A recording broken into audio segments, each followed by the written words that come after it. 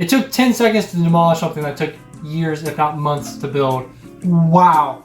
Seriously though, that is so much money.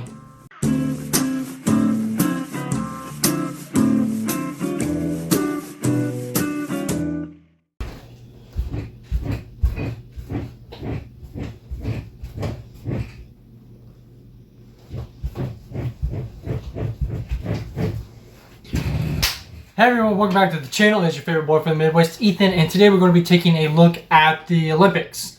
Today we're not going to be looking at the sports or the athlete or the Olympics even themselves. Today we're going to be taking a look into the wasteful world of Olympic facilities. Now I'm just going to be really honest with you. I really just don't know that much about the Olympics. Like, honestly, my knowledge of the Olympics is just like way down here. Like, you can't even see it in the camera, just way down there. The only thing I really know is a bunch of countries get together and they compete in the Olympics, obviously. Like a bunch of the country's very top, best of the best athletes and performers, they all get together and they kind of like go against each other and compete in their selected sport. Now with that being said, I have definitely seen some clips throughout the years of like pole vaulters or runners or high jumpers and gymnasts and things like that. And not to take anything away from the Olympians, they are amazing.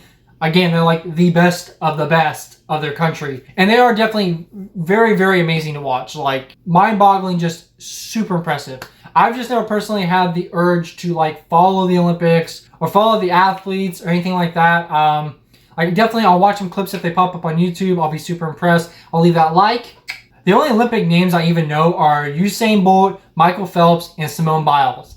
Like, that's it. The one thing I have heard about though is that it costs just a ridiculous amount of time, money, effort, planning, and everything to even be able to host the Olympics. So with the Olympics going on currently, I came across this video and decided that I want to learn more about what happens after the Olympic Games with the stadiums.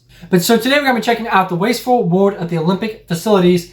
This is from this channel Side Projects, who, as many of you probably know, is hosted by Simon, who has like 8 or 10 channels. I really enjoy his channels and his content. But before we get in the video, guys, you all know what to do. Like, share if you're new to the channel, subscribe. All my social media information, the Discord, my P.O. box, all that stuff will be down, as always, in the description below. Go check it out if you want. With that being said, though, guys, let's see if we can get 1,000 likes on this video. Let me know your thoughts of the video and what your opinion is of the Olympic Games and the waste that is left over afterwards. Is it worth it or is it not? That's the big question that hopefully this video answers today. Anyway, guys, let's get into this video and learn about the wasteful world of the Olympics. Everybody, and welcome back to another episode of Side Projects. Previously, I might have been on the Mega Projects channel. We did a video about the abandoned Olympic facilities in Greece. Did well. He doesn't even know like which channel because he's always so busy. Well, so I thought we'd look at some others. Here we are. Let's get into it.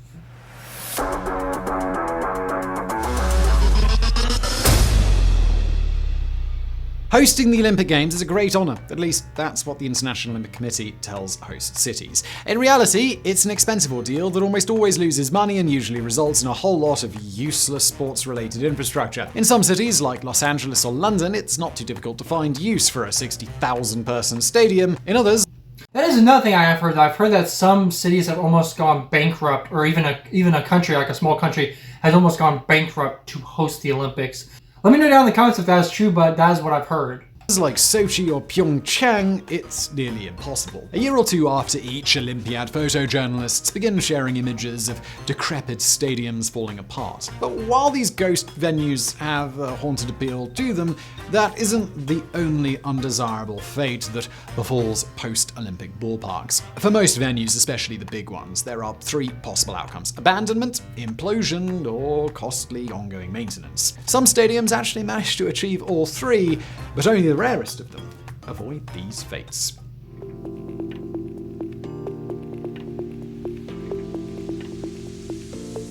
Thanks to COVID, the 2018 Winter Olympic Games in Pyeongchang, South Korea, were the last Olympiad that we've seen. The Games themselves were hailed as a success. They brought unprecedented attention to a region of South Korea that was previously unfamiliar to the outside world. Now, the county has just 40,000 residents, so maintaining a 35,000-seat stadium must have seemed rather preposterous from the very beginning. There wouldn't be a major soccer team to fill the seats in the following years. No A-list K-pop group would have Pyeongchang on their tour. So the committee simply demolished the stadium days after the Olympics ended. The Pyeongchang Olympic Stadium cost about $109 million to build and was used 4 times. The cost per hour of use was a whopping $10 million. That is insane. That is one thing though, like, I get it. That is the country's right to, like, if they want to put something up to draw attention and then just destroy it afterwards, like, they can do that. But it just seems incredibly wasteful. Like, honestly, like, is it really worth it? Now, to be fair, I know that there are some football stadiums that cost billions of dollars to make. And again, I find those super wasteful. Like, they don't have to be so extravagant to be able to hold people. But of course, you know, they go above and beyond with like fanciness and stuff to like draw, I guess, maybe more of a crowd. And I don't really understand why. I know the SoFi Stadium in Los Angeles costs like $5 billion to build. Now, the main difference though between that and the Olympic is, one, it'll probably be around 50, 60 years at least, I would think, before they consider tearing it down, remodeling, or anything like that. It's going to see a lot of activity though throughout the years, and they sometimes hold concerts and stuff there. And again, it's LA, so it definitely gets used. I still think almost $5.5 billion is just ridiculous. But regardless, though, a stadium that gets used a lot throughout the years somewhat makes more sense than building one for a one-time use that costs $109 million. That just, like, why?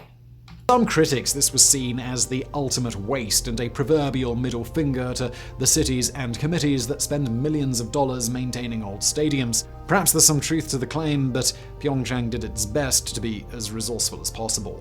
Since the arena was planned for demolition, architects and engineers cut costs by excluding features considered essential in most stadiums. There's no roof or heating, despite its location in the middle of a frigid mountain range. While most Olympic committees do their best not to spare a single cost, Pyeongchang spared everything they could. Despite their best efforts, though, the Olympics weren't exactly a celebration of sustainability. Several other Pyeongchang venues were demolished shortly after their use. For almost all of these structures, crews had to chop down dozens of acres of a 1,000-year-old forest. Now, where the diverse and historical wood once stood, there's nothing but an ugly patch of scorched earth and 800,000 square meter scar in the local ecosystem, constantly reminding locals of what they gave up for 2 weeks of tourism. While the Pyeongchang Olympic Stadium... That really sucks. It is kind of cool though that they went with the plan of demolition, so they were able to cut costs and cut corners, but at the same time, like, having to cut down 1,000-year-old trees, like, why couldn't they just move it? I'm sure there's a reason why they had to put it there, but was it really worth 2 weeks of tourism to do away with all that? And then you just had to come in and tear it down. It just, why? Became the first made-to-demolish venue to host the opening and closing ceremonies. Construction is still being paid for. That's because no one can agree on just who it is that needs to pay for it. The Korean government has insisted that Pyeongchang County, one of the poorest municipalities in South Korea, pay for upkeep for the remaining empty stadiums. The county sued the federal government, claiming it's not their burden to bear. The battle will continue to play out in the Korean court system for years to come, demonstrating another kind of mess that hosting the Olympics can create.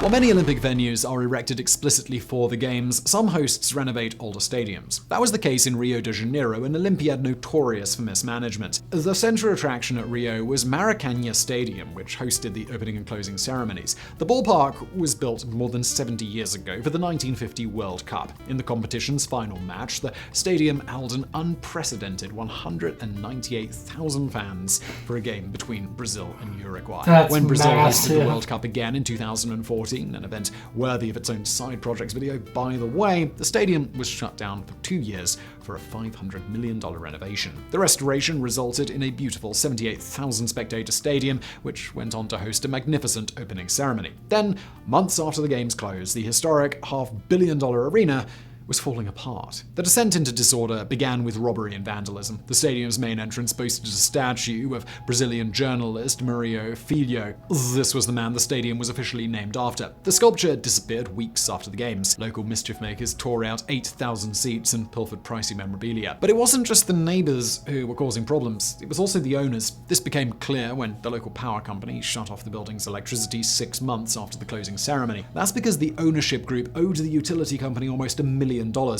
The soccer pitch was browning and worms moved in and destroyed the soil. In perhaps the understatement of the century, the Rio Olympics president said, "We admit we need to make some repairs. We know they are our obligation and that we are a bit behind, but these things shouldn't keep the stadium from functioning." A local judge disagreed. He shut down the stadium due to safety concerns. Thankfully, Maracanã's fortunes eventually changed. A local investment group purchased the rights to operate the stadium, investing tens of millions of dollars in repairs and maintenance. Today, it hosts two top-flight Brazilian football teams, Fluminense and Flamengo. Flamengo fans regularly pack the stadium to its capacity. That is cool that they were trying to repurpose a existing stadium. It's still, though, $500 million to host the Olympics, and then they still had to go right back around and do a bunch of repairs to it. I honestly, I almost wonder if it would have been cheaper to build a new one.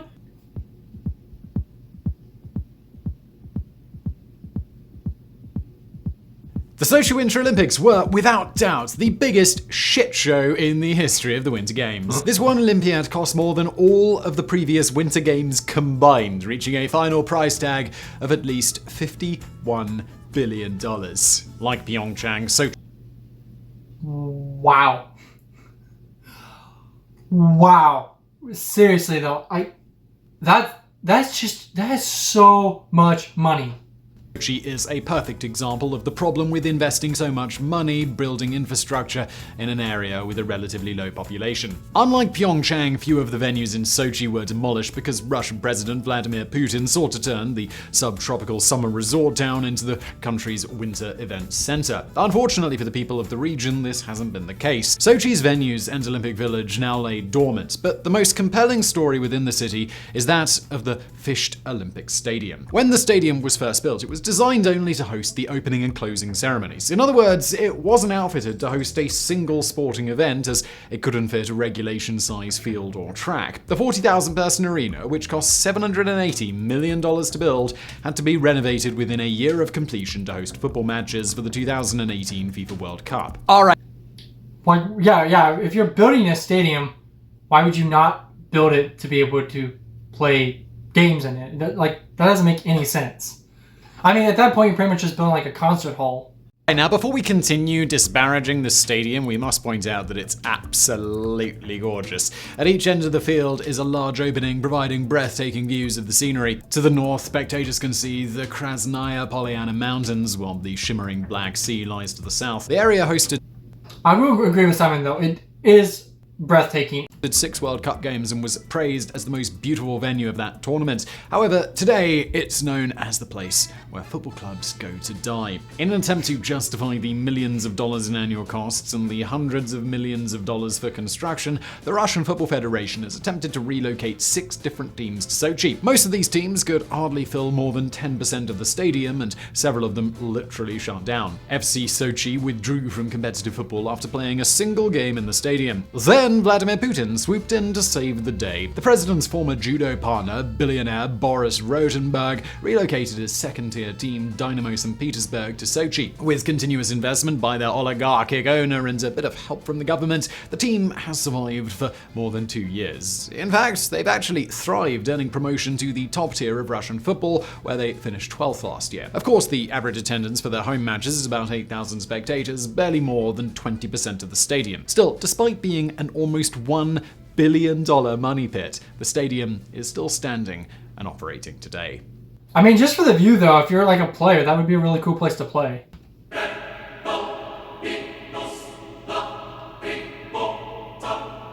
The story of the Atlanta Summer Olympics of 1996 is a bit different from the rest of our examples here. The Atlanta Games were financially a success, and the stadium, the Georgia Dome, remained in use for more than 2 decades after the Olympics. So, why is it on this list? Well, that's because just a few years ago, it was blasted to the ground. At the time of its inauguration in 1992, the Georgia Dome was the world's second largest covered stadium. The $214 million arena could hold 80,000 spectators. It hosted more than 1,400 events in its 25 years in operation, including 2 Super Bowls and college basketball's Final Four. The building had a vast 227 by 185 meter footprint, so the stadium was massive and it was successful. But there was one problem. It wasn't particularly nice or modern. The stadium housed the local NFL club, the Atlanta Falcons. By 2010, the Falcons' ownership determined that they wanted a more high-tech arena, so they chose to just demolish the Georgia Dome. The demolition couldn't happen until the new Mercedes-Benz Stadium, a $1.5 billion venue, was completed. This gave the Georgia Dome crew the time they needed to prep for the implosion. The process of preparing the dome for demolition took more than 10,000 man-hours as the team placed 2,000 kilograms of explosives throughout the building. The brand new Mercedes-Benz Stadium stood less than 25 meters away, so construction crews had to build a wall between the two coliseums to ensure that their new structure remained undamaged. It took all of 10 seconds from the push of the plunger for the Georgia Dome to fully implode. While the Georgia... I gotta admit, watching explosions is just... It took 10 seconds to demolish something that took years, if not months, to build. As a builder, it definitely is sad, though, to see your work get demolished or have to redo it when there's really no reason to, other than for looks. I will have to admit, the Mercedes-Benz Stadium definitely stood out more. Looks a lot nicer, cleaner, and sharper. Definitely has that modern feel to it. But to me, it's still, so wasteful. Why? The other stadium he said it was fine, except it wasn't modern enough. And that's one problem I just really have. I hate wastefulness. So yeah, when you see these big, massive buildings, I get that they cost so much to upkeep and everything, but other than looks, if there's nothing wrong with it, why not try to remodel it or fix it up or something? Why just tear the whole thing down? But I guess when you have just a ridiculous amount of money and nothing better to do, why not? Georgia Dome may not seem to fit in with the rest of these stories. It actually tells us something important about Olympic stadiums, and that's that even in the best case scenario, they're kinda doomed.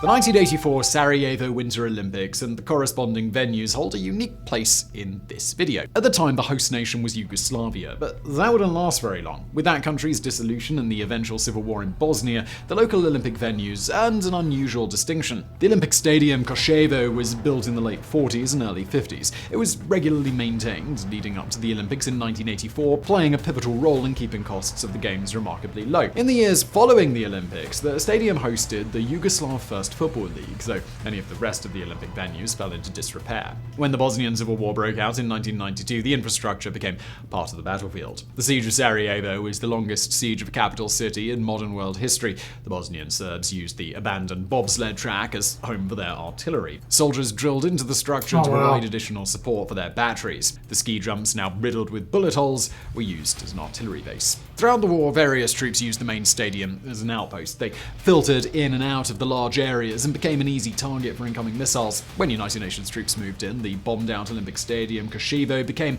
a critical position for the French force. With the war's end in 1995, the city was practically left in ruins, but they rebuilt. By 1997, the stadium was completely renovated and repaired, even hosting its largest crowd ever for a U2 concert. With more than 10,000 dead in the Civil War, makeshift cemeteries were built throughout the city. Today, the fields surrounding the stadium are a sober reminder of all those who died in the conflict.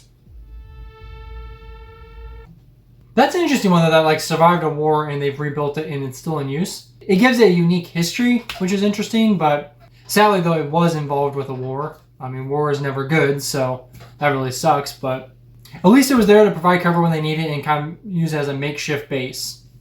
The Montreal Olympics are the oldest entry in this video. In many ways, these were the first modern games. They were ridiculously expensive and led to a whole lot of unnecessary infrastructure. Still, Montreal's Olympic Stadium was, and still is, an eye-catching arena. Nicknamed the Big O for its donut shape, the stadium was built initially to host a new Major League Baseball team, the Montreal Expos, but it also played a crucial role in drawing the Olympics to the French-Canadian city in 1976. The stadium cost more than $600 million to build before it was opened, at which time it was still incomplete. Part of the reason it was so expensive is that the stadium was among the first ever to incorporate a retractable roof. The ceiling was controlled by a set of cables in the attached Montreal Tower, which is to this day the tallest inclined structure in the world at 175 meters. Aside from the massive indoor stadium, which can host football, baseball, and other sports, the stadium also incorporated the Olympic swimming pool and cycling velodrome. While the Olympics themselves were a triumph, the Olympic Stadium was immediately deemed a massive failure. First of all, the roof wasn't built built in time for the Olympics. A series of unfortunate events led to the 66-ton top not being finished until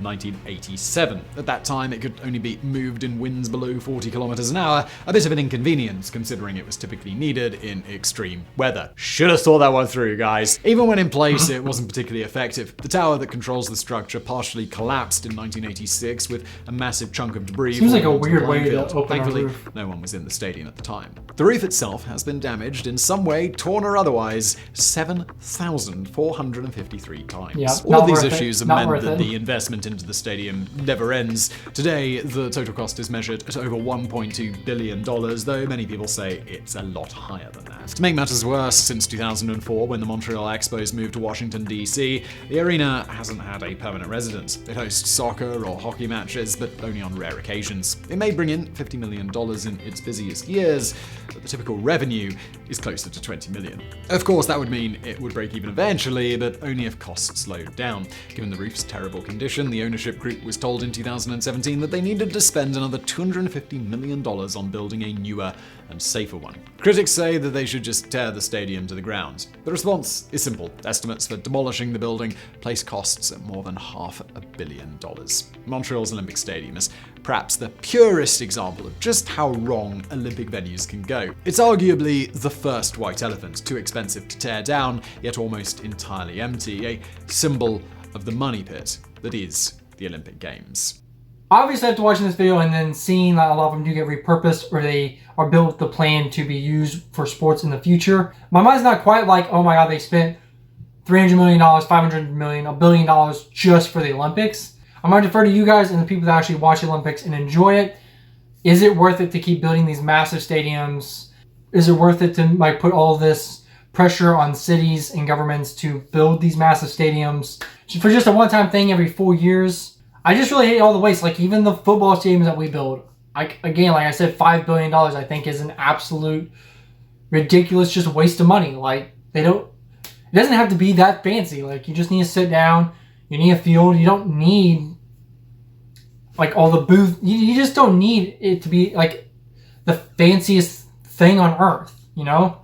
One thing that popped in my mind while watching this video with the 2021 Olympics going on right now in Tokyo is obviously since there's no audience, do you have to build this extravagant?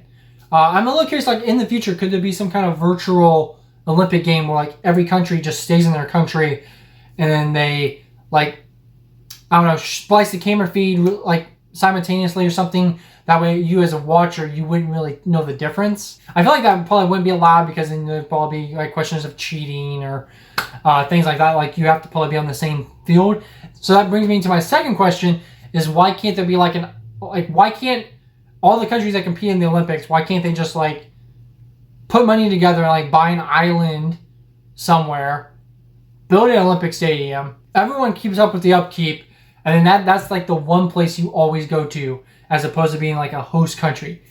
I don't know, guys. I'm just spitballing. I honestly have no idea. Let me know what you guys think, especially for the people that do follow the Olympics and enjoy the Olympics. The questions I have are, 1, are the Olympics worth it? 2, should these stadiums be built with the idea to keep them there forever, or should they be built with the idea of demolition and save on cost? And also, are the Olympics really that popular anymore? Let me know what you think in the comments below. Let me know what you think of the video. Make sure to leave a like on so that I know you like this type of content. I also want to thank Simon and his channel Side Projects for making this type of content so informative. And it's very informative and I definitely learned from it. With that being said, guys, that is all I have for this video. Please be safe, take care, look after one another, and I will catch you guys in the next one.